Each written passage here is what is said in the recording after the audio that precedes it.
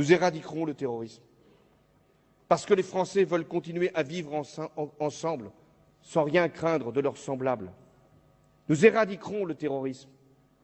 Parce que nous sommes attachés à la liberté et au rayonnement de la France dans le monde.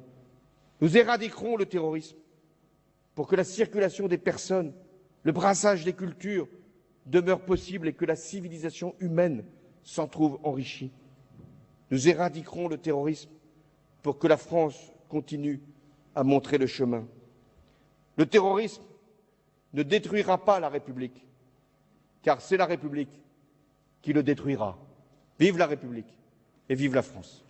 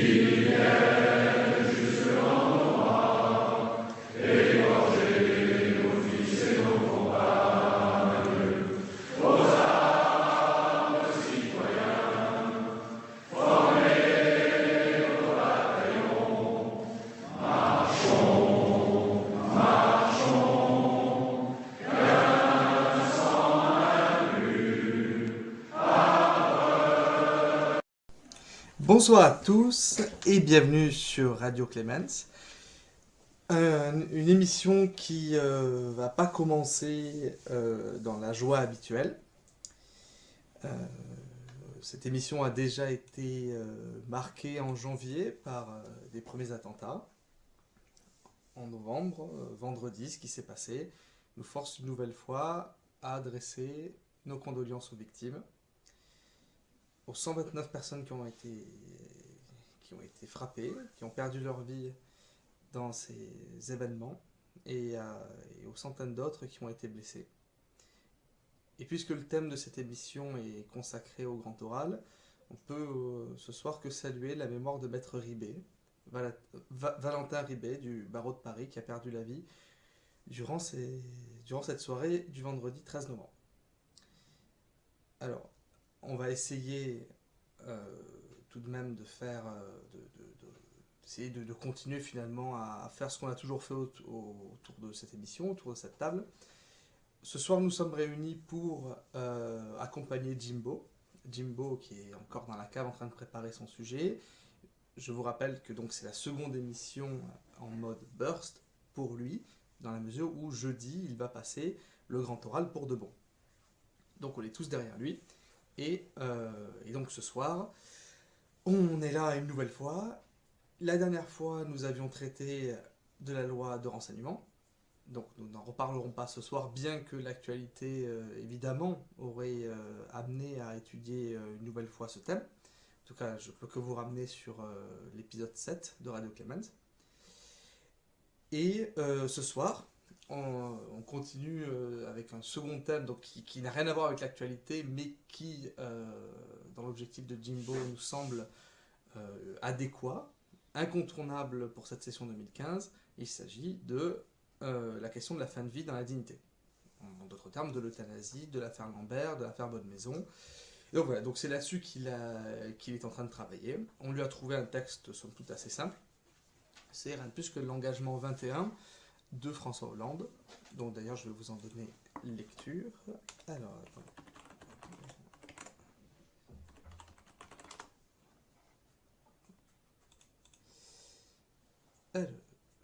je proposerai que toute personne majeure en phase avancée ou terminale d'une maladie incurable, provoquant une souffrance physique ou psychique insupportable et qui ne peut être apaisée, puisse demander dans des conditions précises et strictes à bénéficier d'une assistance médicalisée pour terminer sa vie dans la dignité. Donc ce soir, je suis accompagné une nouvelle fois de mon équipe. Donc je remercie Chico d'être là. Bonsoir Chico. Bonsoir. Je remercie également Blabla, qui est là. Bonsoir Blabla. Bonsoir. Donc c'est la première fois donc, que tu prends la parole en tant que membre du jury, mais tu as souvent été une fidèle auditrice, une fidèle membre du public de Radio Clément, et je te remercie pour ça. Nous retrouvons également Pringles ce soir. Bonsoir Pringles. Et nous avons une autre personne qui s'est absentée. Hein, bon, ben, on va la retrouver tout à l'heure. Je sais pas si tu m'entends. Attends. Scarf. Et voilà, parce qu'on a tous des pseudos un peu débiles. Bon, ben, il va arriver hein, de manière incessamment sous peu. Donc ce soir, donc un sujet qui n'a pas grand-chose avec l'actualité, mais qui nous semble indispensable pour préparer au mieux Jimbo. Et donc c'est, comme je vous le disais, la question de la fin de vie. Et là-dessus, il se trouve que nous avons un membre dans l'équipe, en la personne de Chico, qui a pas mal travaillé sur ce thème-là. Et donc je vais lui laisser pour quelques instants la parole. Il va nous faire une petite synthèse de l'actualité, de ce qu'on peut dire, de ce que dit le droit positif en la matière. Bref, je te laisse la parole Chico et je te remercie de cet effort. Merci beaucoup Clémence. En effet, j'avais eu l'occasion d'intervenir sur ce sujet très dense de la fin de vie à l'occasion d'une intervention à la faculté de pharmacie de Toulouse.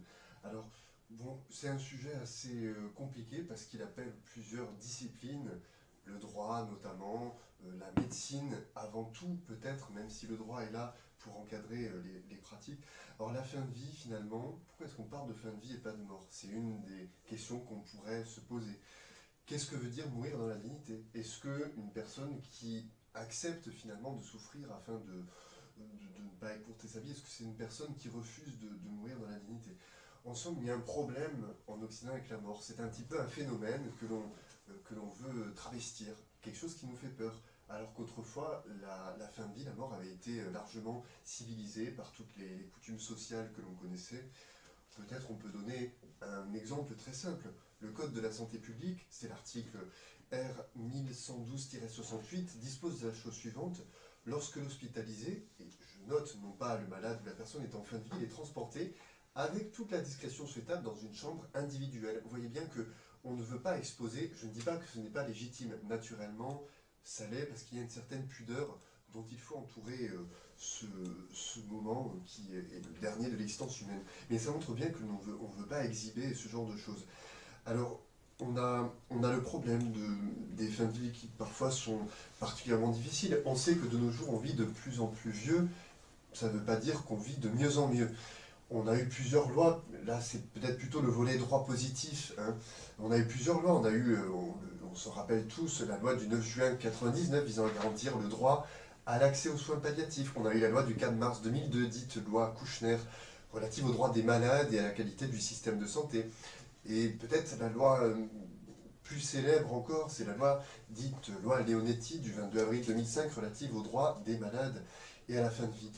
Quelques mots peut-être simplement sur tous ces soins. Alors il faut bien savoir de quoi on parle, c'est peut-être pas forcément bien connu du grand public. D'une part, on a les soins curatifs qui ont vocation à soigner la pathologie pour la guérir, pour prolonger la vie. Mais lorsque cette pathologie devient incurable, pour ainsi dire, on a les soins palliatifs. Les soins palliatifs, simplement, ils ont pour vocation de soulager les symptômes, en tout cas la douleur qui est inhérente à la pathologie en question. On parle aussi de la sédation. Alors, on va donner, je ne veux pas faire quelque chose de trop technique, le candidat en question le fera beaucoup mieux que moi, je n'en doute pas. Peut-être on peut quand même donner la définition de la sédation qui a été proposée par la Société française d'accompagnement et de soins palliatifs. C'est la recherche par des moyens médicamenteux d'une diminution de la vigilance pouvant aller jusqu'à la perte de conscience dans le but de diminuer ou de faire disparaître la perception d'une situation vécue comme insupportable par la personne malade. Alors tout cela est encadré par le Code de la santé publique qui ouvre largement le droit aux soins palliatifs dans de nombreuses dispositions de ce code. Le problème, c'est que les faits ne correspondent pas vraiment à la législation. Cette législation est bien faite sur les soins palliatifs, puisqu'on sait que les patients y ont largement accès. C'est un droit qui est opposable au personnel médical. Cependant, on voit que la situation est beaucoup moins idyllique, j'allais dire. Je pense que le mot est mal choisi que ce qu'il y a dans la législation. Par exemple, on pourra citer le rapport annuel de la Cour des comptes, rapport 2015, qui parle d'une prise en charge toujours très incomplète. Ou encore, on a le rapport du Comité national de suivi du développement des soins palliatifs et de l'accompagnement qui a révélé qu'en France, ces soins sont marginaux et insuffisants. Il y a une grande disparité dans l'accès aux soins palliatifs selon les zones du territoire français où l'on se trouve. Il y a quelques mois, j'avais discuté avec un médecin généraliste de la région toulousaine qui m'a dit qu'à Toulouse, on n'avait pas trop à se plaindre, mais ce n'est pas le cas partout en France, il faut savoir. Naturellement, devant le déficit de soins palliatifs dans la pratique, alors qu'il est parfaitement assuré par la loi, c'est poser la question du suicide assisté, puisqu'on sait que les soins palliatifs ont vocation à soulager la souffrance, mais lorsqu'on n'a pas accès à ces soins et que l'on souffre, on comprend, à défaut d'adhérer à ce projet, on comprend que la personne souhaite mourir. Alors, on a cette question du suicide. Le suicide, bien sûr, tout le monde connaît cette étude de Durkheim qui s'appelle Le suicide, précisément, et dans laquelle il explique en somme que le suicide est courant dans toute société, mais finalement, on s'accorde plus ou moins à dire que c'est une pathologie à laquelle il faut trouver un remède. On voit très bien que dans le Code pénal, on a le délit de provocation au suicide. À l'article 223-13, on a le délit de non-assistance à personne en danger. Donc, finalement, le suicide n'est pas vraiment quelque chose que le droit encourage. On voit plusieurs professeurs de droit, par exemple Emmanuel Putman, ou encore Bernard Beignet, l'ancien doyen de la faculté de droit de Toulouse, qui pensent que le suicide n'est pas un droit. C'est une liberté que les gens peuvent exercer, mais ce n'est pas un droit au service duquel l'État devrait se mettre. Et par ailleurs, la Cour européenne elle-même, dans un arrêt du 29 avril 2002, Pretty contre Royaume-Uni avait dit qu'il n'y a pas de droit à mourir. Pour finir peut-être sur ce volet droit positif, les juristes connaissent cet adage du droit romain, Nemo auditur perire volens. La personne qui veut périr ne saurait être entendue. Que disent les textes actuels sur l'euthanasie? Alors tu me dis, Clément, si je suis trop long... Ah non, c'est très très bien.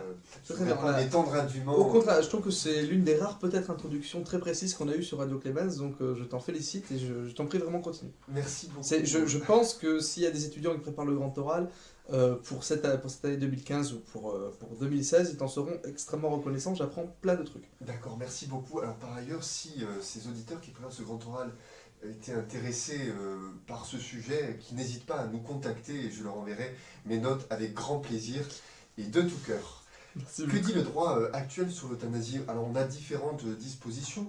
Dans le Code de la santé publique, l'article R 4127-2 alinéa 1er dispose la chose suivante: le médecin, au service de l'individu et de la santé publique, exerce sa mission dans le respect de la vie humaine, de la personne et de sa dignité. Quelques articles plus loin, à l'article R 4127-38, l'alinéa 2 nous dit que le médecin n'a pas le droit de provoquer délibérément la mort. On connaît sur le plan pénal les qualifications qui peuvent être données à cette situation. On a le meurtre, l'assassinat, l'empoisonnement, peut-être des qualifications un petit peu moins violentes. On a la non-assistance à personne en danger, on a l'administration de substances nuisibles à la santé, on a les violences ayant entraîné la mort sans intention de la donner.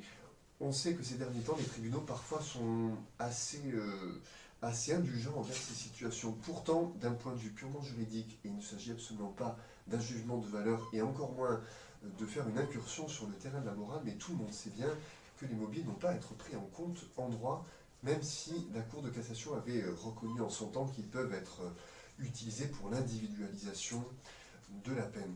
Alors, on a aussi, dans cette question des soins palliatifs, la théorie du médicament à double effet.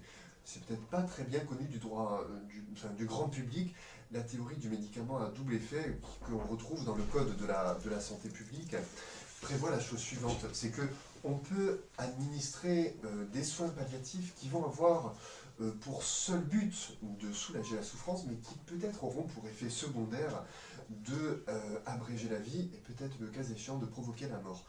Alors, comme le disait le précédent ministre de la Santé, Roselyne Bachelot, dans une interview ou un article, je ne sais plus exactement, dans le journal Le Monde, le 15 mars 2008, je cite, « La mort peut être une conséquence de la démarche de soulagement de la souffrance.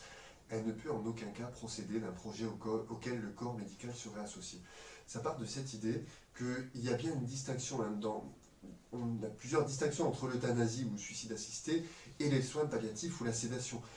Par exemple, pour les moyens, dans l'euthanasie, qu'est-ce qu'on va faire? On va utiliser une surdose qui sera létale. Dans la sédation, simplement, on va administrer un sédatif.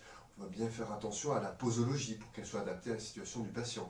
On va faire attention au principe de subsidiarité, que ce soit le dernier recours. Encore, dans le résultat recherché, dans l'euthanasie, on va clairement et simplement rechercher la mort. Dans la sédation, on va seulement chercher le soulagement, même si dans les deux cas, le mobile est de faire disparaître la souffrance. Et pour finir, dans les conséquences, l'euthanasie, la conséquence est une mort certaine. Dans la sédation, il faut une certaine subtilité intellectuelle pour saisir toutes les subtilités de cette situation. Dans la sédation, on va simplement avoir un risque de mort qui est assumé comme un effet secondaire indésirable. Peut-être simplement, est-ce que c'est opportun de légaliser l'euthanasie? Chacun se fera son avis. Loin de moi la volonté d'influencer qui que ce soit. Chacun se fera son avis. Simplement, je pense qu'on soit pour ou qu'on soit contre, il faut avoir bien présent à l'esprit que lorsque on introduit quelque chose de nouveau dans la législation, ou quand on introduit peut-être une exception, il faut bien savoir, et je pense qu'aucun juriste ne peut contredire cela, que le droit a quand même une cohérence. Le droit a une cohérence, donc déjà il faut que ce soit fait de façon cohérente. Et par ailleurs, lorsqu'on introduit une exception ou quelque chose de nouveau, il y a toujours un petit risque, alors plus ou moins petit, que ça entraîne l'ensemble du système dans toujours plus loin. Toujours plus loin. Alors, on a par exemple, je cherche la citation, par exemple, le professeur Gérard Méneteau, dans un ouvrage qui s'appelle La mort dans la loi, avait dit la chose suivante: encadrer, c'est s'effondrer devant la réclamation d'un ordre nouveau, en faisant semblant de promettre que l'on ira jusqu'à tel point, mais pas plus loin. Et 5 ans après, un peu plus loin, mais pas plus loin, et ainsi de suite. On voit par exemple qu'aux Pays-Bas, l'euthanasie est possible, même sans demande du patient, pour des personnes en état végétatif ou en démence, même des mineurs. Donc il faut se demander si on l'accepte, est-ce qu'on veut, en tout cas est-ce qu'on assume toutes ces évolutions, j'ai envie de dire, qui peuvent survenir. Voilà. Alors, est-ce qu'on a des choses à ajouter? Enfin, déjà, il y en a une, c'est un grand merci pour toutes ces précisions. C'est vraiment sincère. Vraiment, c'est très intéressant et vraiment pris sous un prisme et sous un angle auquel on n'a pas l'habitude, et tu as soulevé plein d'éléments qui ne sont pas forcément, comme tu dis, connus du grand public, et pour ça, je t'en remercie une nouvelle fois. Alors, Scarf, je te souhaite la bonne soirée. Bonsoir. Et alors, est-ce que toi, voilà, pour cette première là, dans Radio Clémence, est-ce que tu aurais quelque chose à rajouter avant qu'on aille chercher Jimbo qui doit avoir un peu froid dans la cave? Non, mais déjà, excusez pour ce léger retard, et ensuite, j'ai écouté avec beaucoup d'attention ce qui vient d'être dit, et moi en particulier sur un sujet comme ça, l'attente.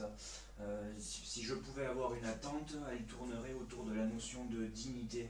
Ça semble être un sujet compliqué où véritablement le travail des médecins est rendu encore plus compliqué par une législation complexe, mais ça fait une redite, mais c'est véritablement le cas, comme on peut l'observer dans l'affaire Lambert, où il y a des décisions de tribunaux, de cours d'appel qui se contredisent. Et donc sur cette notion de dignité, oui, véritablement, parce qu'il faut que ce principe-là soit au cœur des interrogations pour accompagner le malade. Alors, 2 techniques ont été évoquées, abordées, c'est les bonnes, le suicide assisté ou carrément, mais suicide assisté d'ailleurs, et j'attends que le candidat présente et expose l'avis du comité consultatif national d'éthique qui s'y était opposé. Et ensuite, voilà, cette deuxième méthode qui consiste pour le médecin à faire un acte qui peut être contraire à sa prestation de serment en donnant la mort. Mais en tout état de cause, il faut s'interroger et toujours avoir à l'esprit ce texte du Code de la santé publique dont l'article me reviendra, mais qui précise que tout malade a le droit au respect de sa dignité. Tout à fait. Donc, voilà, donc ça s'inscrit bien ce que tu dis par rapport à la question, toutes les questions déontologiques, comme l'illustre l'affaire Bonne Maison, le fait qu'il ait été radié, d'ailleurs on ne peut plus dire docteur, à l'égard de Monsieur Bonne Maison, du coup Monsieur Bonne Maison, et bien sûr évidemment l'actualité à l'égard de l'affaire Lambert avec la dernière décision du 9 octobre du tribunal administratif de Châlons sur Chalon-sur-Saône, si je ne me trompe pas, ou Chalon-Champagne. Champagne. Champagne, hein, voilà, parce qu'il y a beaucoup de Chalon. Voilà, donc bon, ça, je vais pas plus le développer parce que je pense que le candidat sera en mesure sans doute d'en toucher un mot, du moins je l'espère. C'est vrai que pour moi cette actualité elle est à connaître, mais voilà, je trouve qu'on a fait une très bonne introduction parce qu'on est vraiment allé sur les fondamentaux, sur l'actualité. Voilà, rappelons que donc je crois que ça n'a toujours pas été voté, mais il y a un projet de loi qui est pendant à l'Assemblée. Projet de loi dont on attend que le candidat quand même nous expose une certaine ambiguïté, parce que quand on lit les termes du projet de loi, de la proposition 21, on peut y voir un simple accompagnement pour respecter justement la dignité du malade. On peut également avoir une lecture très poussée en disant que véritablement elle permettra d'aboutir à l'euthanasie. Mais c'est toute cette ambiguïté qui permet à François Hollande d'avoir un consensus quitte à renier certains engagements, et ça devrait être après, sans faire de politique. Voilà, non, mais ce qui est intéressant, c'est que dans ce projet de loi, on rendrait les directives contraignantes et on supprimerait la règle actuelle des 3 ans, si j'ai bien compris. Parce qu'il me semble que les directives anticipées ne peuvent l'être qu'en amont de 3 ans. Et donc, écoutez, je crois que je vais aller chercher notre candidat. Et je crois que c'est une excellente introduction. Et on se retrouve tout de suite après pour écouter Jimbo. Vous savez que la première fois que j'ai revêtu cette robe, j'étais fière, j'étais heureuse, j'étais commise d'office. Tu sais maintenant ce qui t'attend. Alors fais-le à fond et rejoins-nous sur la messagerie Skype de Radio Clemens. Vous êtes sur Radio Clemens, restez avec nous et le super son de 70s continue. De retour sur Radio Clemens, où Jimbo nous a rejoint. Donc je précise que c'est la seconde fois que tu passes pour ce mode burst. Et d'ailleurs je tiens à te saluer pour cette performance d'avoir enchaîné en si peu de temps de Radio Clemens. Et je te remercie d'être là. Merci à vous. Donc j'espère que dans la cave il faisait pas trop froid. Ça va. Que ça allait, il n'y avait pas trop de bestioles. D'ailleurs, en parlant de bestioles, je précise que depuis un bon bout de temps, ça y est, nous avons enfin les cochons d'âne qui sont là ce soir. Donc nous saluons les cochons d'âne. Voilà, là ils sont planqués, ils ont fini leur petit déjeuner. Peut-être me dire un mot. Non, on fait pas comme ça avec des cochons d'âne. Ça marche pas comme ça marche pas comment ils sont vachement plus intelligents que vous. Bon, du coup, attendez, moi j'ai... Ouais, attendez, on n'a pas défini qui serait le président du jury. Bon, attendez, va falloir se désigner. Bon, vous allez tous désigner une personne, et ça ne va pas être moi, et ça va être Jimbo. Ben là, il n'y a qu'un seul doigt. Blabla. Bon, ça sera Chico. Bon, Chico, merci. Tu l'as souvent présidé, j'aurais voulu te libérer de cette charge. Présidente pour changer. Oui, c'est vrai qu'il y avait blabla, mais bon, elle se rattrapera au niveau des questions. Bon, allez, on va arrêter de faire stresser le brave Jimbo. Je laisse la parole au président, qui va sûrement laisser la parole au candidat. Bonsoir à tous, bonsoir cher candidat, nous t'écoutons, tu as la parole. Monsieur le président du jury, mesdames et messieurs les membres du jury, je vous remercie. Valar Morghulis, tout homme doit mourir. Dans le langage imaginaire inventé par George Martin dans Game of Thrones, ceci s'impose comme une évidence. Le transhumanisme n'a pas encore résolu la question de la mortalité de l'homme, qui est d'ailleurs, selon la plupart des branches philosophiques, consubstantielle de la nature humaine. Le président François Hollande, dans son engagement de campagne numéro 21, a formulé la promesse de proposer que toute personne majeure en phase avancée ou terminale d'une maladie incurable, provoquant une souffrance physique ou insupportable et qui ne peut être apaisée, puisse demander à bénéficier d'une assistance médicalisée pour terminer sa vie dans la dignité. En effet, le problème de la fin de vie, et spécialement des fins de vie qui sont longues et douloureuses, se pose de plus en plus. Et cela à cause des progrès constants de la médecine et de la machinisation des fonctions vitales. C'est par exemple l'existence de respirateurs, de sondes cardiaques extracorporelles ou encore de dialyse qui peuvent maintenir la vie très longtemps et parfois même maintenir ses fonctions au-delà de la mort lorsque la personne est morte cérébralement. Néanmoins, parfois, la vie occasionne de très importantes souffrances dans ces conditions, à tel point que la mort est parfois souhaitée par ces personnes ou par leurs proches. Ainsi, face à une actualité très riche au cours de cette année, François Hollande a formulé une action politique de faire un projet de loi qui vise à réformer le droit des personnes en fin de vie. Ainsi, et nous y reviendrons plus extensivement, un malade pourra faire connaître par des directives anticipées sa volonté ou non d'être maintenu en vie. On peut citer, en exemple, dans l'actualité, le procès du docteur Maisonneuve, qui a été accusé d'avoir tué 7 patientes durant plusieurs années. Récemment, la cour d'assises de Limoges a relaxé ce docteur pour 6 de ses décès. Et une seule des condamnations a été prononcée à 1 an avec sursis. Le décalage entre droit et opinion publique, qui est ici représenté par le juré des assises, est criant. En effet, un médecin a été reconnu coupable, au moins dans une affaire, d'un homicide involontaire. Et pour autant, la sanction est d'1 an avec sursis, comme s'il y a une forme d'acceptation sociale de ce comportement, d'autant plus venant d'un médecin à euthanasier des personnes souffrance.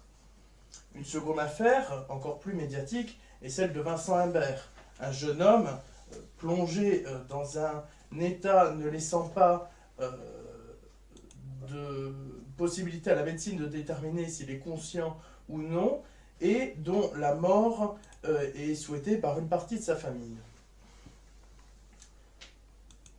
Le droit à la vie est certainement consacré dans notre droit positif. C'est ainsi l'objet de l'article 2 de la Convention européenne de sauvegarde des droits de l'homme et des libertés fondamentales.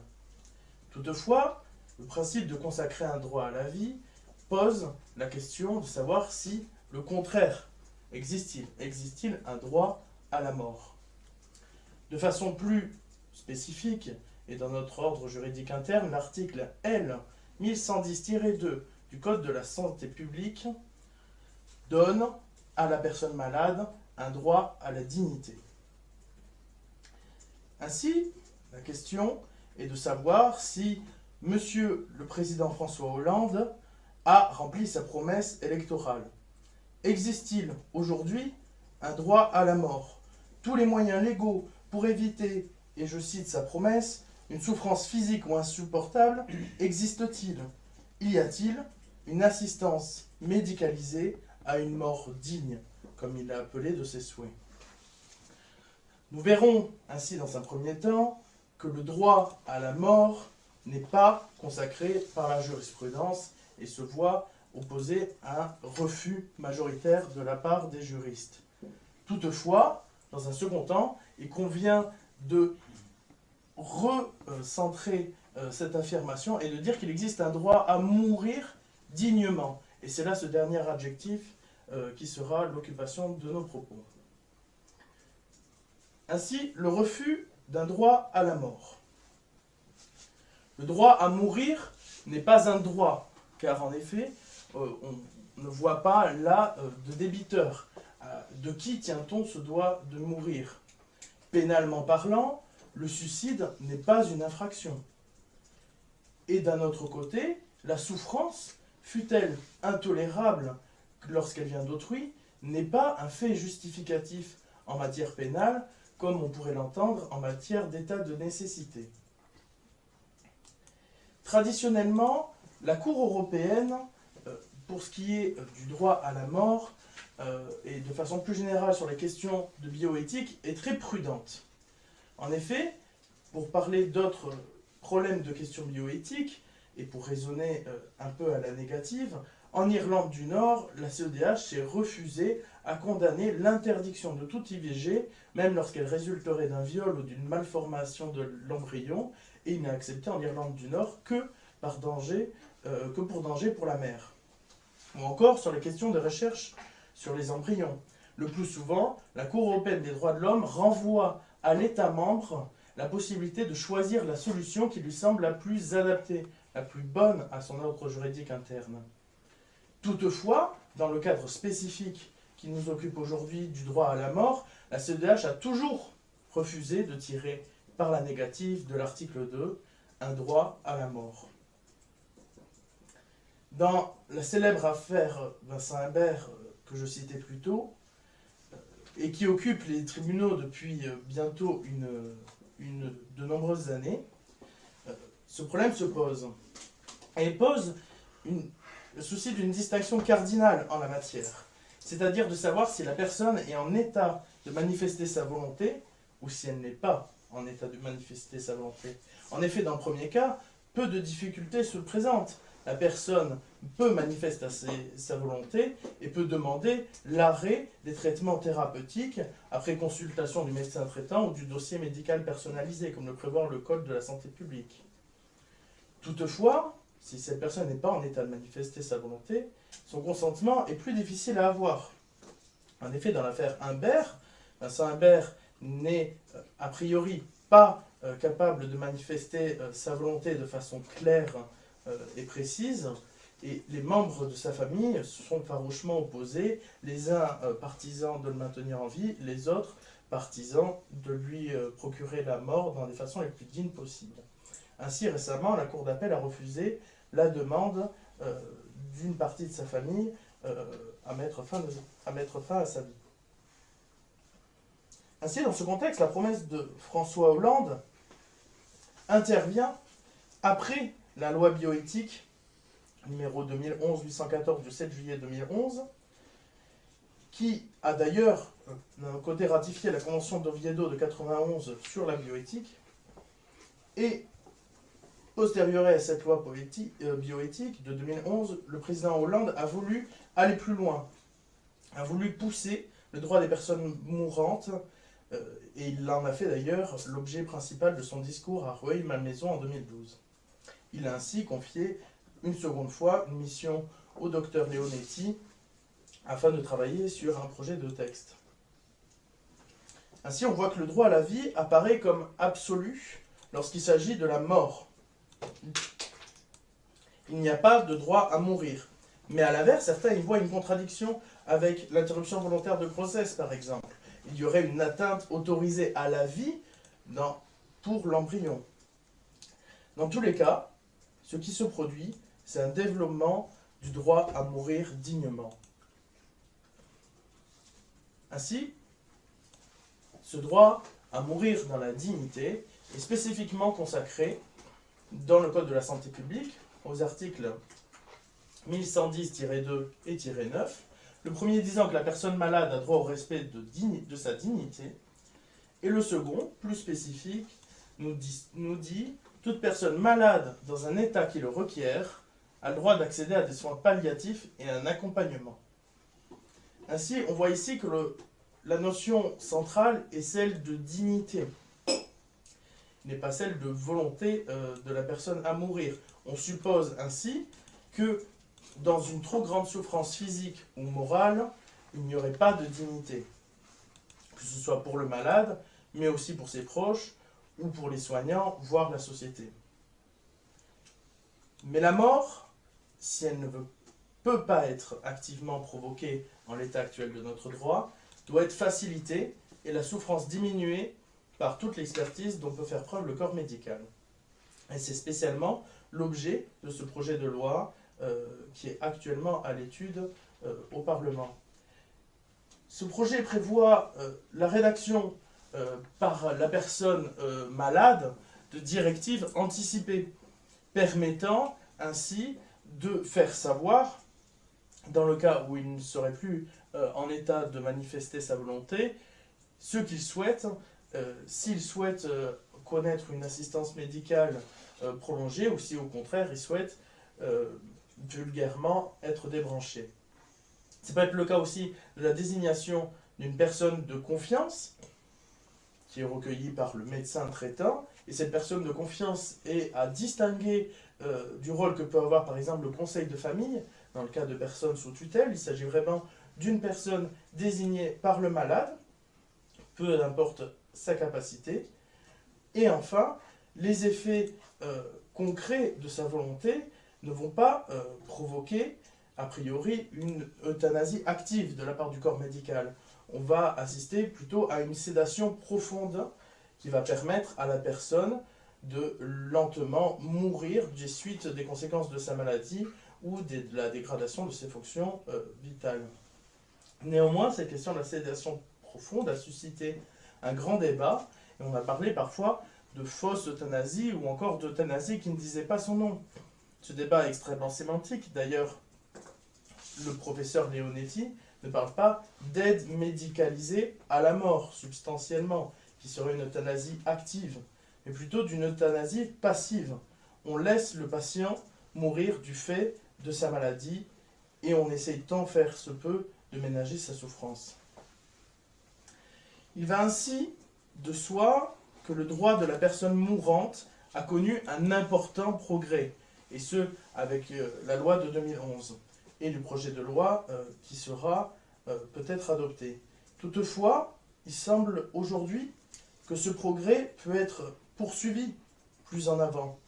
En effet, et c'est un phénomène qui existe en périphérie du droit, les personnes mourantes sont souvent obligées de demander à des proches, que ce soit des époux ou des enfants, de commettre un acte irréparable et surtout pénalement répréhensible pour mettre fin à une douleur insoutenable, ou encore de faire appel dans une sorte de forum shopping à des législations étrangères comme la Belgique, plus clémentes afin de permettre cette mort active.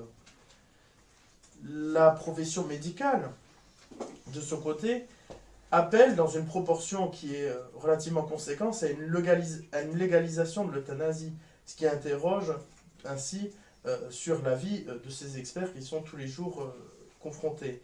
Et dans un second temps, ce corps médical a de plus en plus de rôle à jouer. Il détermine les conditions du traitement et ils ont une grande influence sur les patients et éventuellement sur ces directives anticipées ou sur leur consentement à une sédation profonde.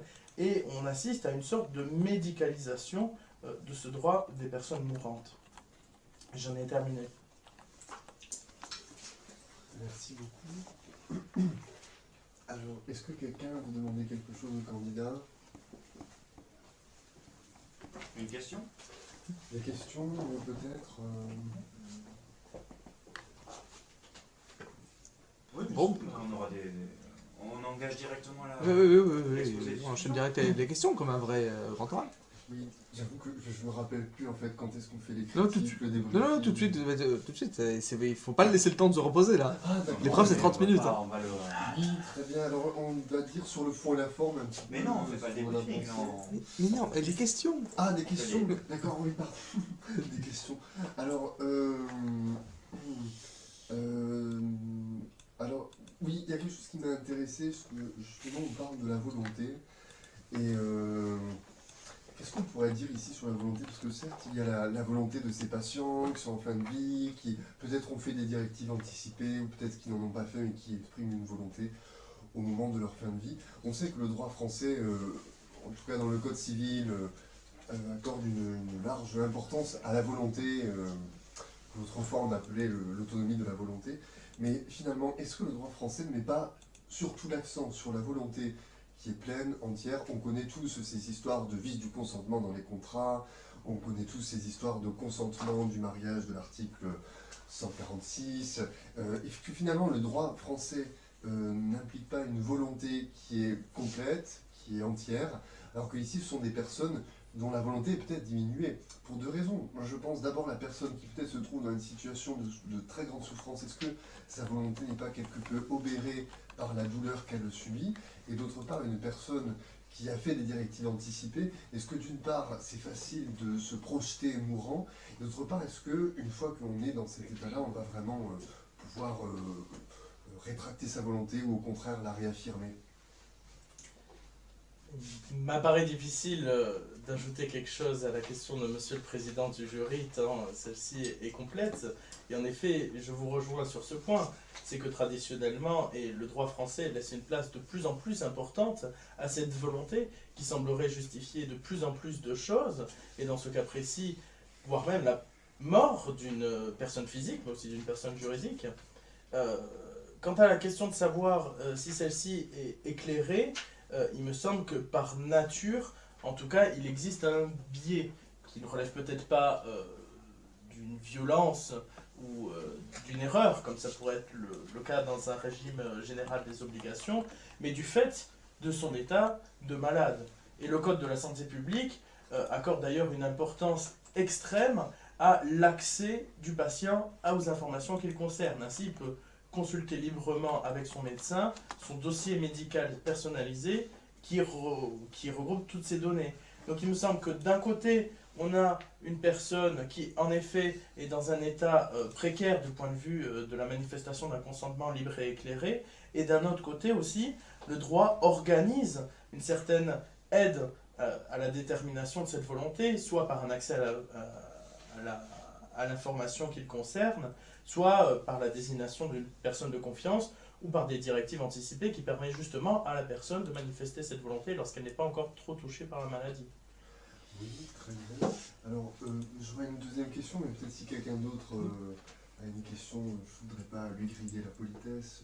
Non, allez-y. Mais rapidement, cher confrère. Oui, exactement. Alors, et qu'est-ce qu'on pourrait dire là, justement, parce que tu y as fait allusion, hein, ce qui était très très bien, mais qu'est-ce qu'on pourrait dire du traitement pénal de ces situations? Parce que là, on a, alors comme tu l'as dit, hein, il y a des gens qui se trouvent en train de demander à des proches de faire des actes irréparables et qui constituent une infraction pénale. Qu'est-ce qu'on peut dire du traitement pénal? Alors moi je pense peut-être à deux choses, c'est que d'une part... Peut-être oui, voilà, peut-être. Qu'est-ce qu'on pourrait alors, dire là-dessus Je vais écarter l'hypothèse de l'état de nécessité que j'ai exclue dans mon exposé. On pourrait retenir, à la lumière de la question précédente que vous m'avez posée, la question du fait justificatif du commandement de l'autorité légitime. Ça va être par exemple le cas d'un homme vieillissant et mourant et qui pourrait être persuadé par sa femme de ne pas avoir recours ou d'avoir recours à une directive anticipée dans un sens ou dans un autre. Quant au traitement pénal hors des faits justificatifs, je repense à l'affaire du docteur Maisonneuve, où il n'avait été poursuivi que pour homicide involontaire. En effet, ce qui était au cœur du procès était l'erreur médicale. Le docteur Maisonneuve avait bâti sa défense sur son intention d'inoculer un produit aux fins de limiter les souffrances de la personne, mais pas de les abréger. En effet, le suicide relèverait plutôt d'un homicide volontaire, voire d'un meurtre, dans le cas d'une préméditation où celui-ci est préparé. Donc les conséquences pénales sont encore aujourd'hui extrêmement lourdes à la personne qui commet l'euthanasie. Oui, exactement. Est-ce qu'il y a vraiment toujours une instruction à ce sujet-là, lorsqu'on a ces situations? Mais il me semble que dans la plupart des cabinets des juges d'instruction, il existe beaucoup d'hypothèses de recherche de cause de la mort, et que ce soit justement par l'inoculation de produits médicamenteux ou par l'interaction de deux produits médicamenteux. Donc pénalement, l'instruction qui est obligatoire en matière de crime me semble le plus souvent la règle, même si cette instruction peut s'avérer courte ou principalement fondée sur des expertises médicales. Oui, exactement. Surtout que la Cour de cassation en 2006 avait rappelé que les juges devaient instruire et ne pas se contenter des premières impressions. Alors, est-ce qu'il y a d'autres questions parmi mes collègues du jury? Oui, parmi je les... profiterai que la parole me soit laissée. Pour simplement vous demander comment est-ce que vous définiriez la notion d'euthanasie. L'euthanasie est, d'un point de vue sémantique, à l'origine, du grec thanatos, la mort, et l'harmonie, ce serait une mort harmonieuse, une mort douce. Elle est liée à la notion de pitié, et souvent elle se justifie pour les cas de guerre ou envers les animaux, et en cela elle est assez socialement acceptée. Pour ce qui relève des personnes humaines, nos sociétés y voient là un interdit, bien que souvent, il me semble, la morale des hommes a souvent trouvé à la considérer comme juste. D'accord, et votre notion centrale du propos que vous avez pu tenir, comment vous définiriez la mort? Parce que vous parlez d'euthanasie, à juste titre, vous utilisez un certain nombre de fois le mot mort dans votre exposé, sans jamais pour autant le définir. Est-ce que cette notion, elle est juridiquement si bien définie que ça, au point qu'il ne soit même pas nécessaire de la définir dans un exposé sur la fin de vie? Il me semble que juridiquement, la mort est relativement bien définie. Elle se traduit comme la cessation des activités et des fonctions physiologiques permettant la vie de l'individu. Ainsi, elle peut aussi être cérébrale, et ce que le droit va définir très particulièrement, ça va être la constatation de cette mort. Ainsi, quand il y a une mort par accident, la constatation par un médecin est obligatoire. Quand il y a une mort cérébrale, il faut procéder à 2 électroencéphalogrammes successifs par 2 médecins différents et espacés de 4 heures afin de déclarer la mort cérébrale. Donc, je pense que le droit circonscrit assez bien le phénomène de mort, qu'il soit une mort cardiaque, l'arrêt du cœur et des fonctions physiologiques, soit une mort cérébrale, qui est l'absence d'ondes électroencéphalographiques qui sont très strictement réglementées. D'accord, donc vous donnez 2 définitions, ce qui prouve qu'au fond, il n'y a peut-être pas un consensus très clair sur ce sujet, ou du moins, il est plus compliqué que ce que vous laissez penser de définir si quelqu'un en est mort. Et la preuve, c'est cette affaire Vincent Lambert, dont d'ailleurs vous avez fait un lapsus en parlant de Vincent Humbert, lequel avait demandé au président Jacques Chirac le droit de mourir, mais là c'est plus Vincent Lambert maintenant dont on parle. Et si la mort c'est si simple à définir, pourquoi est-ce qu'on n'arrive pas à dire, après X décisions de justice, s'il est ou non décédé, ou du moins si c'est toujours si c'est digne de le maintenir en vie dans ces conditions? Je pense qu'en effet la question relève très sûrement d'un débat plus médical que juridique, et c'est là toute la difficulté que pose la réalité scientifique face à la façon dont le droit s'en saisit.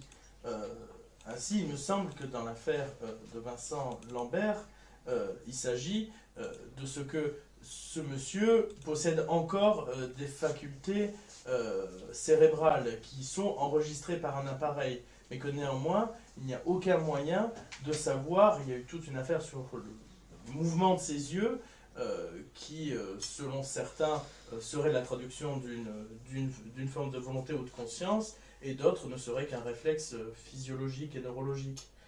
Donc en effet, je pense que oui, la mort a des contours qui ne sont pas précisément définis, du moins dans des cas médicaux très spéciaux. Néanmoins, je pense, dans l'écrasante majorité des cas et du contentieux qu'il peut y avoir, cette question ne se pose pas. D'accord. Et dernière question avant que je rende la parole, si on m'autorise à cette question. Vous avez invoqué à juste titre l'article 2 de la Convention européenne de sauvegarde des droits de l'homme et des libertés fondamentales. Est-ce qu'il n'y a pas un autre article qu'on pourrait invoquer en matière d'euthanasie et de fin de vie dans la dignité? Peut-être celui qui interdit les traitements inhumains ou dégradants. Si on oppose les traitements dégradants à celui de dignité, et qu'on assimile le maintien en vie d'une personne dans un état de souffrance tel que cela pourrait être qualifié de traitement inhumain ou dégradant. D'accord. Bon, moi, la difficulté de l'article 3 en matière de traitement inhumain et dégradant, c'est qu'en visant cet article, on imposerait à l'État une obligation positive pour aider à la mort. Je pensais plutôt à cet arrêt très célèbre que vous n'avez pas invoqué, qui fonde tout le droit, Préti contre Royaume-Uni de 2002, l'article 8.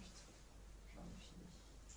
Merci beaucoup. On a une autre question de ma charmante collègue Blabla. Je vous remercie. Je voulais vous demander, pensez-vous qu'il existe un droit à la mort, ou parlerait-on plutôt de droit de la mort dans le droit positif actuel? Je pense qu'il n'existe pas de droit à la mort. Comme je le disais dans la première partie de mon exposé, ce droit est refusé et la Cour européenne des droits de l'homme se refuse à le déduire d'un droit à la vie. Et néanmoins, par le terme droit de la mort, cela recouvre plutôt les conditions matérielles et les procédures dans lesquelles la mort peut être non pas attribuée, mais favorisée ou du moins diminuée dans ses aléas les plus terribles qui sont la souffrance. C'est le cas de la sédation profonde, et il existe à ce sujet toute une réglementation extrêmement précise sur le conseil médical collectif qui est fait au sein d'une équipe médicale pluridisciplinaire. Et et qui me font penser plutôt qu'il existe un droit de la mort. Je vous remercie. Merci, pas d'autres questions? Si. Oui, vas-y, je t'en prie. Alors, monsieur ou docteur Maisonneuve, comme vous l'appelez? Docteur Maisonneuve, il me semble, c'est un médecin. Est-ce que c'est vraiment son nom? Non, au-delà de cette question, cette personne est toujours docteur. Ah, je pense que du fait de sa condamnation, elle a peut-être été radiée de l'ordre ou sa cotisation De quelle condamnation parlez? par celle de la cour d'assises de Limoges pour homicide involontaire, qui plus est dans l'exercice de sa profession de médecin. La cour d'assises, pour vous, aurait pu connaître d'une sanction disciplinaire. Non, ce n'est pas ça que je dis. Mais d'une sanction pénale peut résulter une sanction ordinale. Absolument. Et donc, ben justement, alors que pensez-vous du principe non bis in idem en la matière, entre une sanction disciplinaire et une sanction pénale? Il me semble qu'elles n'ont pas le même objet. Bien sûr, il y a lieu de les distinguer. La sanction pénale est une infraction faite contre la société que le ministère public se charge de défendre. La sanction disciplinaire, et ici je parlerai plutôt de sanction ordinale, puisque ce docteur relève d'un ordre légalement constitué et soumis à des régimes juridiques extrêmement précis, notamment en matière de déontologie, ne sanctionne pas l'atteinte faite à la société, mais faite à la respectabilité et à l'honneur de la profession. Ainsi, si un médecin se rend coupable peut-être d'escroquerie ou encore d'atteinte, qu'elle soit sexuelle ou violente, sur ses patients, une sanction pénale pourra avoir lieu et pourra être relativement clémente, comme c'est le cas en l'espèce. Une sanction ordinale pourra, elle, faire valoir que cette personne n'est plus apte à exercer la profession. Par ailleurs, dans certains cas, l'interdiction d'exercer une profession avait été analysée comme une mesure de sûreté. Bon, je crois qu'on va en rester avec une dernière question. Pourquoi voulez-vous devenir avocat? Eh bien, par goût du droit, dans un premier temps, goût de la technicité juridique, mais aussi par volonté d'exercer une profession libérale, d'être libre de ma clientèle et de mon métier. Et je trouve qu'il y a une certaine honneur à défendre la cause des clients, ce que seule la personne, le métier d'avocat permet.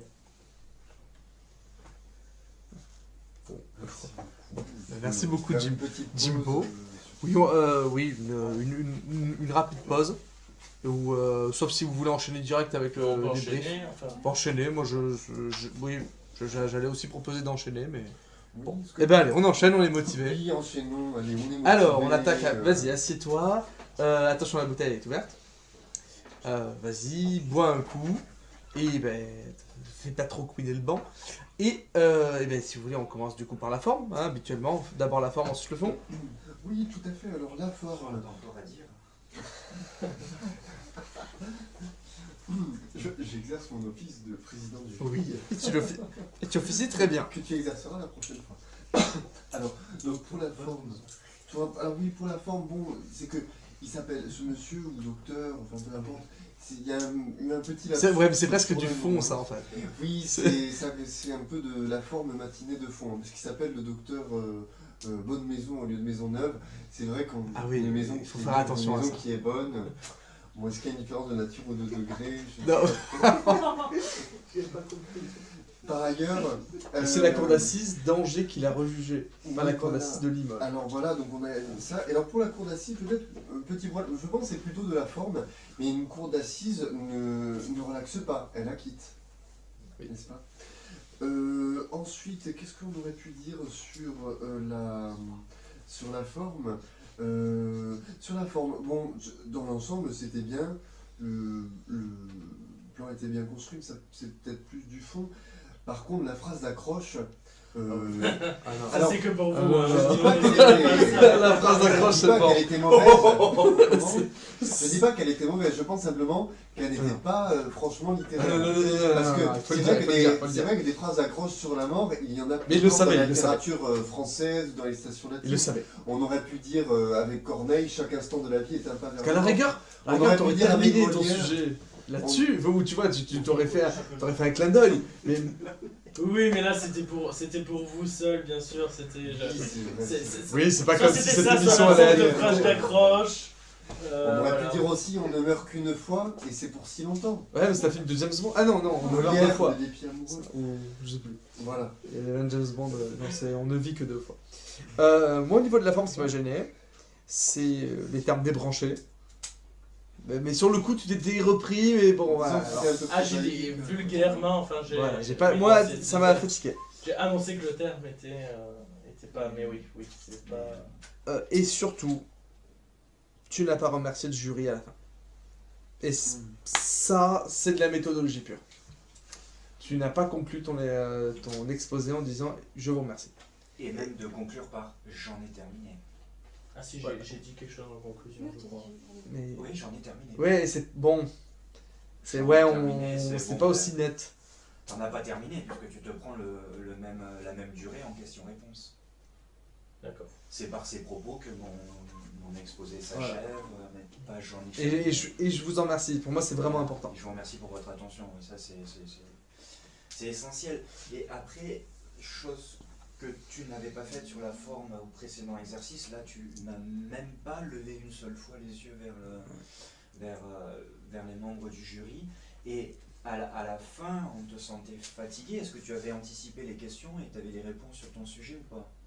Mais tu t'es pas rendu compte quand on t'a demandé de définir la mort, de définir l'euthanasie, quand il t'a demandé de définir la réunion de bis in idem, tout ça, tu as lu tes feuilles. Et moi je me suis dit, mais attends, il a anticipé ou pas les questions? Tu n'as pas levé les yeux, même pour les questions-réponses.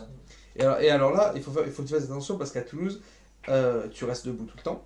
Et là, on t'a mis un pupitre, mais à Toulouse, tu te souviens que c'est une table. Donc si tu as ce réflexe de regarder tes feuilles, ce que tu vas faire, c'est que tu vas montrer littéralement ton crâne au jury. Et ça il faut vraiment faire attention à ça. On s'en rend pas compte, mais tu peux te retrouver en fait comme ça. Et il faut voilà, ça c'est des choses auxquelles il faut faire attention. C'est voilà, je crois qu'on a à peu près tout dit sur la forme. De toute façon, d'une manière générale, tu l'exprimes toujours bien. C'est juste voilà, c'est vrai que tu nous as habitués voilà, à une plus grande gestuelle, peut-être à ces petits. Mais bon, ça commence à être la fatigue des révisions. Enfin bon, voilà. Si sur la forme, il y a juste une chose qu'il faut par contre absolument pas faire. Alors là, c'était peut-être pour la boutade quand tu as dit je n'ai rien à dire face à cette excellente question du président. Jamais tu ne peux juger Et on ne prend pas à partie, on ne prend pas à partie. Parce que ça voudrait dire que si tu avais trouvé la question inintéressante, tu l'aurais également dit. Certainement pas. Donc dis-toi que dans l'autre cas, tu ne le dis pas non plus. Parce que là, pour le coup, un membre du jury peut tout simplement ne plus t'écouter ou même te répondre, si c'est un magistrat ou autre, te répondre de manière très sèche en te disant que tu n'as pas apprécié l'opportunité de ces questions. Ouais, c'est vrai, il faut pas prendre à partie. Ça, par contre, je le dis très sérieusement parce que c'est forcément avec le stress, on est tenté de le faire pour dire justement au président, vous l'avez très bien formulé, mais il me reste quand même quelque chose à dire. Mais ça peut être terriblement maladroit. Bon, je rajoute que le cadre est évidemment beaucoup plus amical que dans un grand oral, et il est vrai pour la défense de Nimbo que la question contenait presque la réponse dedans tellement elle était... excellent sur la phase de questions-réponses. Vraiment très très bon. Sur la forme, le fond on en reparlera, mais vraiment... On va enchaîner tout de suite avec le fond, donc toi, on va parler des questions. Ah oui, pardon. Je me trouve un peu rude au niveau du regard et savoir s'il a regardé ses feuilles. Moi j'ai perçu quelques regards. Je trouve que c'est vrai que s'il était centré sur ses feuilles, il a quand même de temps en temps. Moi de te dire que j'ai pas eu cet honneur. Il a quand même de temps en temps levé les yeux de ses feuilles et regardé l'auditoire pour savoir si À c'était titre personnel, sur, je suis derrière lui. J'étais derrière lui durant tout l'exposé, durant les questions. Et moi-même, alors que je regarde mon écran pour vérifier ce là, je me suis aperçu qu'en effet, il avait la tête dans ses notes. Du moins dans les questions. C'est parce que vous êtes très négatif. Ah non, non, mais je l'entends, j'ai eu plus regardé les gens sur les sujets plus à l'aise. Bien sûr. Mais sinon, après, moi, juste sur la forme, je trouve qu'à chaque fois, tu es quand même assez à l'aise et je prends beaucoup de plaisir à t'écouter puisque c'est fluide et c'est le temps, enfin, comment dire, le tempo, le rythme, débit. Voilà, le débit, oui. Et le débit, je trouve très et bien. En termes de temps, on est bon aussi. On est bon, on est pas mal. On n'est pas à 15 comme les autres. 5, après, je crois qu'on est à 12 à peu près. 3 éléments d'infos. 12 non, pas autant. 12 minutes en tout. Il me semble. Non, tu as bien plus, là, tu as fait pratiquement. Enfin, il a fait pratiquement les 14 et demi. Ah d'accord. Non, tout ça. Parce que j'avais pas un chrono sous la main, donc je l'ai fait avec une autre horloge. Donc voilà, donc sur le fond. Sur le fond, Oui, je connaissais pas le sujet, vous pouvez y aller.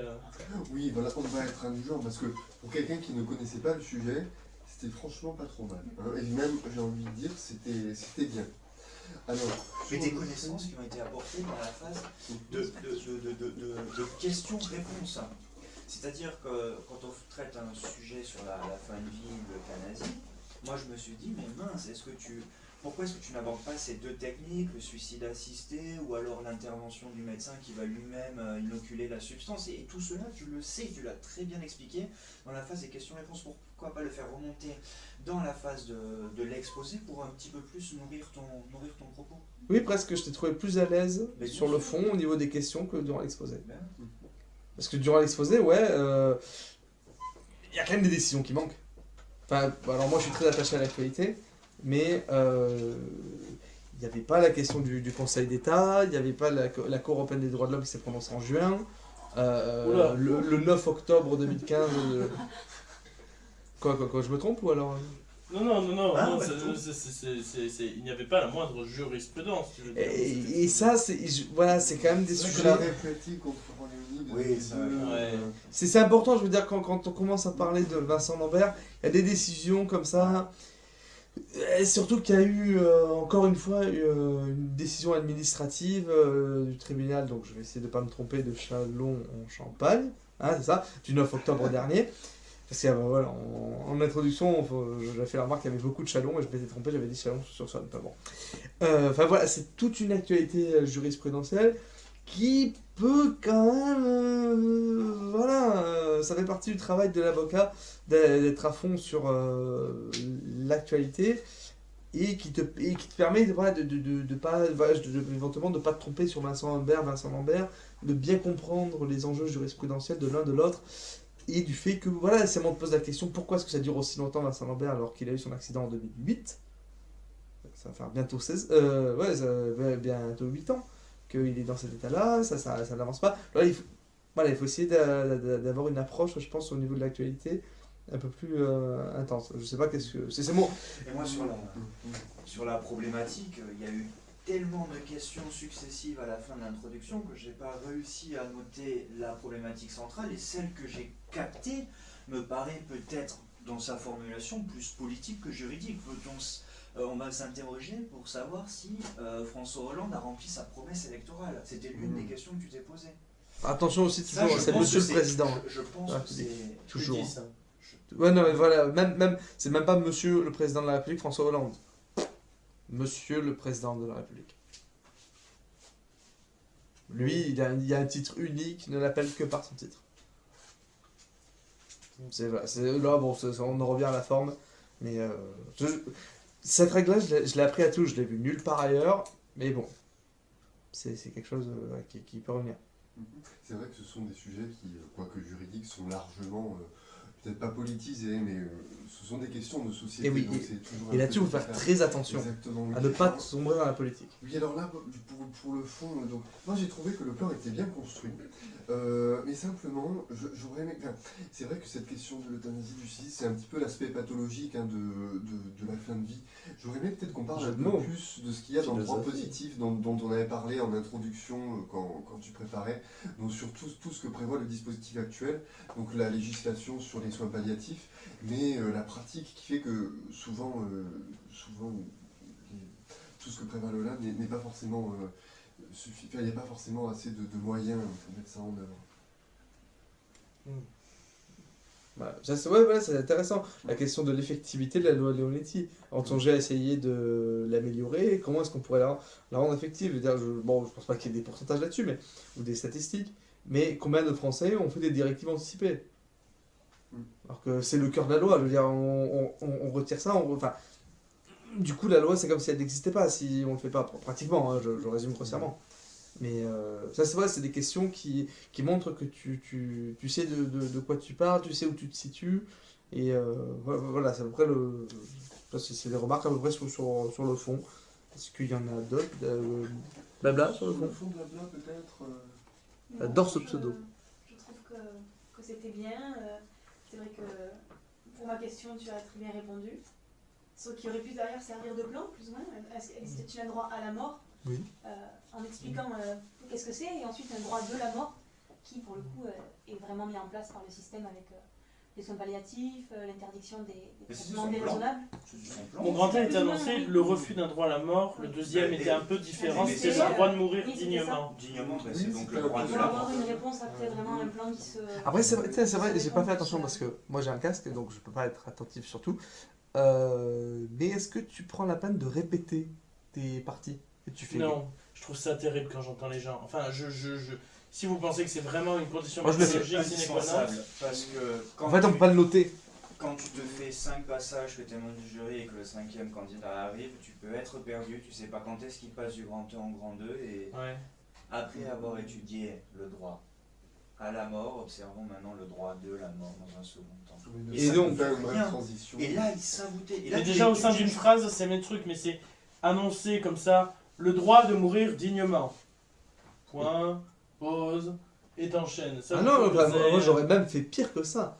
Donc, ainsi, je sais pas, comme premier élément, le droit de mourir dignement. Le droit de mourir dignement. Mais ça, je trouve ça terrible quand j'entends les Ouais, gens. moi, Et quand il y a une phrase, oui, à la limite, je le comprends après avoir, même si ça peut être bateau.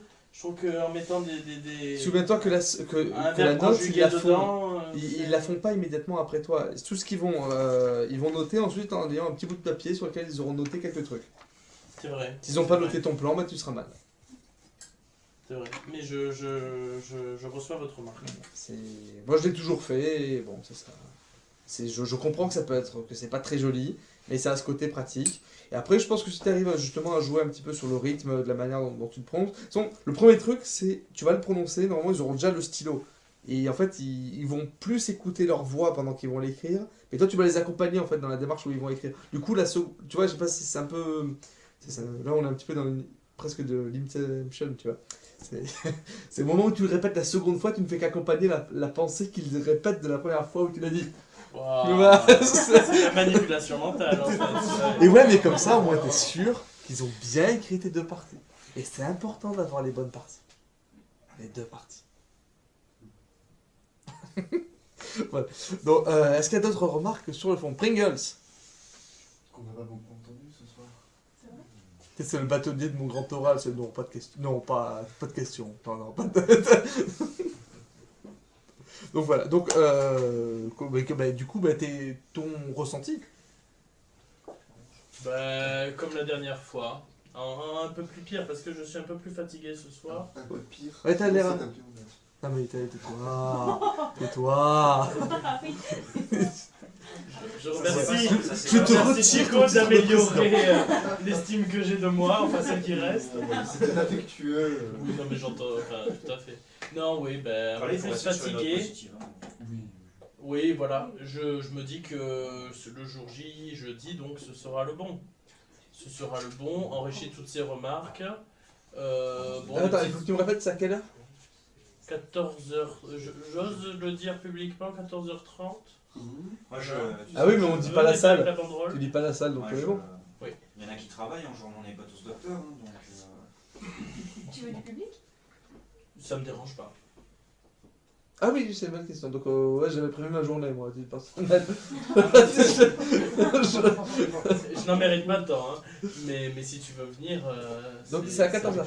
14h30. Enfin non, pardon, 14h30. Moi je commence à composer. Ok, parfait, parce que j'ai un Donc, rendez-vous à c'est à 13h30. 15h30 et quelques après. D'accord. Voilà. Bon, tu m'indiqueras ensuite Avec la un peu salle. de retard sûrement, mais donc c'est Ouais, c'est pas avant 15h. Est-ce que tu as d'autres questions sur... J'ai montré la première partie. Ah oui, la première pour, partie est excellente. Le fond du droit, je me doute si Ah le là, président là, Chico on- l'a fait. on est au fond du C'est fun. une qualité exemplaire. On est mais- comme il faut. Mais ouais, non, il y a vraiment... Toute cette notion de droit positif tient en 3 tirés. Et voilà, il va falloir que je regarde ça. Ne me suis-je pas trompé en disant qu'il s'agissait bien d'un projet de loi? Il n'y a pas de loi adoptée encore. C'est Non, il me semble que ça n'a pas été encore adopté, la loi Léonetti... Enfin, le projet la de deuxième loi... loi Leonetti. Voilà. Quoi. La Leonetti, Voilà. c'est quoi l'autre nom? La loi de la loi Leonetti Non, c'est du projet de loi actuel. 2015. C'est Leonetti et c'est le Ah nom oui, du député. Leonetti et je l'ai sur Je vais le retrouver. Et Claes. Voilà. Mais est-ce que tu as d'autres questions plus généralement, parce qu'elle profite d'avoir quelques vétérans de cette épreuve-là dans différents contextes, pour ben voilà, si tu as d'autres questions sur cet aspect-là. Enfin, je parle de vétérans, notamment de vétérans à Toulouse, hein, parce que bon, à Pau, c'est une autre manière de voir. Mais voilà, et d'ailleurs, je précise, voilà, on a aussi voulu te donner du coup un texte qui était très court à commenter. Parce qu'à Toulouse, tu peux aussi tomber sur des textes très courts. Et on s'est aperçu qu'on t'avait souvent donné des articles de journaux, des textes. Ça fait la première fois, tiens. Des articles de 1848. C'était court, ça. Oui, c'est vrai. Voilà. C'est vrai. Mais L'éternité. voilà. Enfin bon, c'était pour changer un petit peu. Voilà, mais du coup, est-ce que tu as d'autres questions de manière d'ordre plus général sur l'épreuve, le déroulement, sur... Cravate noire ou cravate bleue? C'est quoi le reste du costume? Je suis d'accord avec blabla. C'est quoi le reste du costume? C'est quoi la non, chemise? c'est cravate noire ou cravate rouge parce que j'ai une chemise bleu clair. Tu as une chemise bleu clair? Bah, la noire, c'est mort. Tu peux pas mettre la noire si t'as une chemise bleu clair. Oui, mais la veste est noire.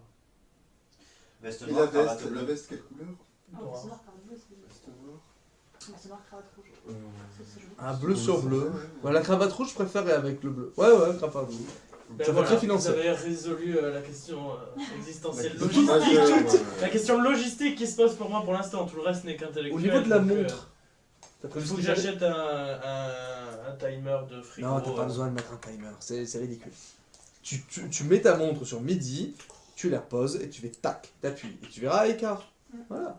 Écoute, je pense que l'action d'acheter un timer moi-même demain après-midi en grande surface sera réconfortant, sera psychologiquement une forme de préparation à l'épreuve. Je vais te le d'engagement. dire, je vais Donc insister je là-dessus. pense que rien que pour ça... Je pense que ça serait ridicule. Si tu faisais ça, vraiment. Ah, C'est tout le monde, soit n'a rien, soit a vraiment une montre. Tu peux pas avoir un timer comme si tu faisais. Si, il y a plein de gens. Kwang, il Kwang, Moi, j'avais le timer, hein. Tu vois ça Pas mal senti le veille. ouais, il a un truc comme ça, digital. Mais oui. Bon. Vraiment, je sais pas, je t'encourage simplement à avoir une montre et tu vois à écart quoi. Je verrai, mais honnêtement, je me Ça prends passe pas la trop pression la d'avoir un tête total. avec ça. C'est surtout moi, mon problème il est intellectuel plus que la couleur de la cravate ou. Non. la Est-ce taille qu'on de peut la arrêter de montre, diffuser des tweets tweets dans la séance où je fais évacuer le studio. Bon. Les cochons ont été très sages, enfin, respectés. Donc, t'as pas d'autres remarques à part la logistique? Non. En fait, c'est très bien. Eh bien, écoutez, j'aurais peut-être voulu avoir. On va essayer de changer de sujet, du coup, ça fait un combo qui est un peu difficile, mais l'actualité nous y force. Votre ressenti pour cette troisième partie, qu'on va essayer de faire assez courte, puisque tout le monde travaille demain, qui est déjà assez tard. Voilà, votre ressenti d'un point de vue juridique sur les mesures qui ont été prises ce matin même, suite aux événements de vendredi soir. Voilà, l'objectif n'est pas de plomber l'ambiance, hein, évidemment, mais évidemment, si on souhaite accompagner Jimbo et d'autres auditeurs, c'est un sujet, mais alors celui-là, veut dire, on a parlé de renseignement la dernière fois, voilà, ça serait, je pense, intéressant d'avoir un avis, du moins d'avoir réfléchi sur les questions qui ressortent de ce week-end. Donc, parce que est-ce que vous avez une impression, un avis Sur ce qui s'est passé vendredi soir. je ne demande pas de commenter, mais vraiment les mesures qui ont été prises, l'état d'urgence, la question de la du retour des contrôles aux frontières, voilà, c'est tous ces aspects-là. Restons dans un cadre juridique. Voilà. Oui, je pense que bon, l'état d'urgence, naturellement, c'était la moindre des choses qu'on puisse faire, n'est-ce pas? Donc il y a sans doute une décision très, très sage qui a été prise par le président de la République à cette occasion-là.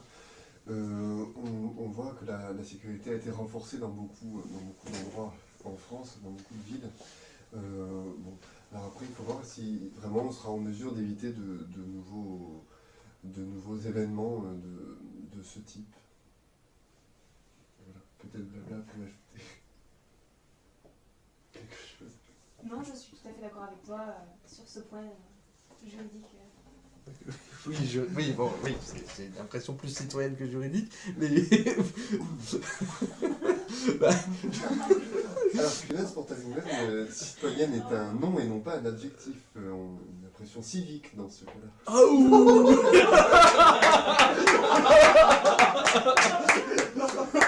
Ok.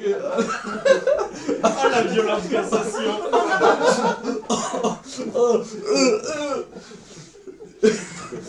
Chico wins, fatality.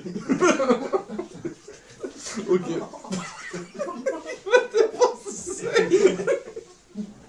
Donc vas-y, Clémence, dis-nous toi ce que Non tu mais en penses. voilà, donc je te recommande la lecture, enfin je vous recommande à tous un article qui est paru ce matin sur le blog Liberté Chérie, qui va être notre guide à tous durant pour préparer le grand oral, et qui parle notamment, en gros le contenu de l'état d'urgence. Rapidement, c'est une hausse des pouvoirs des autorités civiles, notamment des préfectures, avec on peut perquisitionner sans une autorisation du juge, on peut agir de manière plus coercitive en matière de liberté d'aller et venir, on ne peut pas empêcher la liberté d'expression, mais on peut par exemple réguler la circulation qui serait autour par exemple d'un concert, voilà, ce sont des petits aspects comme ça. Alors il me semble que la disposition de l'état d'urgence permet un contrôle dérogatoire à la loi de 1881, mais que François Hollande a été taisant dessus, qu'il n'en s'est pas servi de cette possibilité, mais que cette notion d'état d'urgence permettait un certain contrôle. Alors en quelle mesure, je ne sais pas la précision, mais que justement Hollande s'était abstenu de servir de cette disposition que lui permettait. Moi, ce que j'avais lu justement, c'était que c'était des mesures qui étaient fondamentalement individuelles, et comme la liberté d'expression, en fait, ça touche à une liberté finalement de masse, tu vois, pas de l'individu qui serait soupçonné. C'était donc pas inclus dans l'état d'urgence. C'était ce que j'avais dit. Contrairement à l'état de siège, où là par contre ça peut s'appliquer à toute la société. Et là c'est des militaires qui ont un pouvoir et non pas seulement la police. Aussi le projet du coup, ce qui a été annoncé par le président, c'est c'est-à-dire des trois mesures, c'est-à-dire état d'urgence, état de siège et l'article 16 de la Constitution. Il n'y a que les deux dernières qui sont prévues dans la Constitution. En fait, c'est une loi, l'état d'urgence. Et son projet à lui, c'était de modifier la Constitution pour ajouter à l'article 16... L'article 16, c'est un peu... Non, justement, pas l'article 16, mais l'article qui concerne l'état de siège. L'article 36 de la Constitution. L'article 36, merci. De rajouter... Après l'ordonnance... Pardon. Non, pardon. Enfin, bon, de rajouter un article sur l'état d'urgence. Donc ça, c'est un petit peu ce qui a été annoncé aujourd'hui. Et ce qui est intéressant, c'est que c'est les parlementaires qui ont la possibilité de proroger la durée qui est prévue initialement. Mais ce qui était percutant, incisif dans le commentaire sur le blog, vraiment je vous invite à aller lire, c'est le fait que au final les parlementaires n'ont pas beaucoup de données pour savoir pour évaluer le bien fondé d'une prorogation, puisque peu ont accès au secret défense. Et donc s'ils peuvent par exemple avoir accès à certains éléments liés au renseignement, ils n'ont pas accès à tous les éléments qui seraient nécessaires pour évaluer correctement si la prorogation est adéquate ou non. Voilà, c'est ces petits éléments qui... Et également, vous n'avez pas de commentaires à dire sur le fait qu'on rétablisse les contrôles Schengen. Après, c'est des commentaires... moi, j'ai formulé des commentaires d'opinion dessus. Après, juridiquement... c'est un constat, c'est une décision politique. Ce qui est intéressant, c'est que justement, Schengen prévoit donc la fermeture des frontières, pas la fermeture, c'est le contrôle aux frontières, mais seulement de manière temporaire. Qu'est-ce que ça veut dire temporaire? Voilà, je crois pas qu'il y ait de jurisprudence qui a été rendue par la Cour de justice de l'Union européenne. Mais ça, c'est un point qui sera étudié. Voilà, je pense que sur l'actualité juridique qui ressort de ces événements tragiques, c'est un peu avec ces deux éléments-là qu'il faut essayer de partir pour un grand oral. Est-ce que vous voyez autre chose à rajouter? Là, d'un point de vue constitutionnel, c'est quoi le congrès? Je crois que ça va. C'est pas non plus... tous ceux qui ont fait le droit constitutionnel qui avaient un minimum, ça veut le congrès, Versailles, tout ça.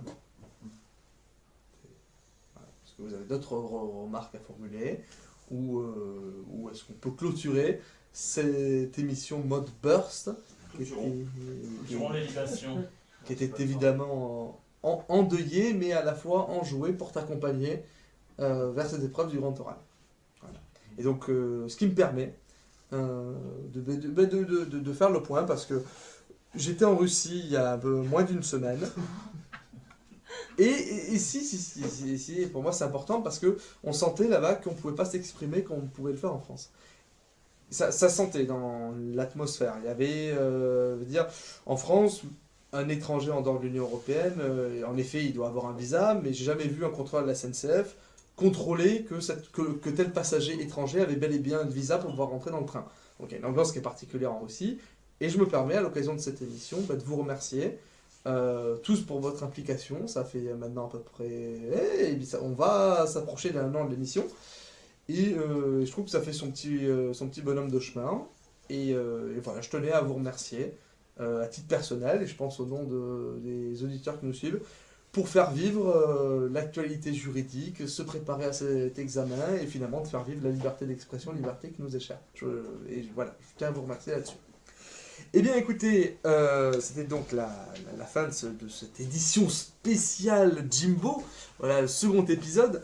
On se retrouvera, j'espère, assez rapidement, on verra, c'est après les résultats d'admission à Toulouse, c'est quand ? 27. Le 27 novembre. Bah, alors, je vous propose qu'on se retrouve du coup au début du mois de décembre pour une émission qui sera alors du coup, alors il n'y aura pas de passage, mais j'aimerais vraiment qu'on débriefe sur la question le CRFPA, votre ressenti, votre préparation, les écrits, les oraux, vos conseils, et les anciens. Il faudra qu'il y ait Tsubasa. Bien sûr, les admissibles, les admis, tout le monde, les nouveaux étudiants, qu'on essaie de faire un grand mélange d'avis, d'opinions sur cette question, afin justement de pouvoir entamer une nouvelle saison de Radio Clemens en 2017. Une émission qui papotera, je l'espère. Hein ? Quoi ? Un radio qui parle pas de CRFPA. Qui va au CRFPA, et je l'espère, Kappa. Eh bien, écoutez, une nouvelle fois, je vous remercie. Je vous souhaite une excellente soirée, courage dans vos révisions, et on se retrouve très bientôt.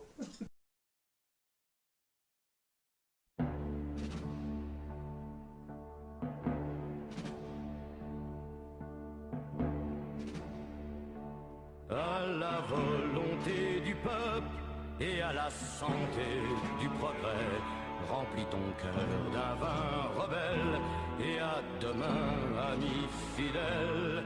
Nous voulons faire la lumière malgré le masque de la nuit, pour illuminer notre terre et changer la vie. Il faut gagner par la guerre notre sillon à labourer, déblayer la misère pour les blonds épis de la paix, qui danseront de joie au grand vent de la liberté. À la volonté du peuple et à la santé du progrès, remplis ton cœur d'un vin rebelle, et à demain, amis fidèles. Nous voulons faire la lumière malgré le masque de la nuit, pour illuminer notre terre et changer la vie. À la volonté du peuple, je fais don de ma volonté. S'il faut mourir pour elle, moi je veux être le premier nom gravé au marbre du monument d'espoir.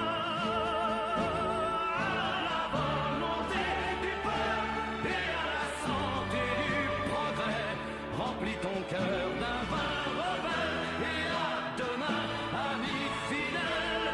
Nous voulons faire la lumière malgré le masque de la nuit, pour illuminer notre terre et changer la vie. À la volonté du peuple et à la santé du progrès, remplis ton cœur d'un vin rebelle, et à demain, amis fidèles. Nous voulons faire la lumière malgré le masque de la nuit, pour illuminer notre terre et changer la vie.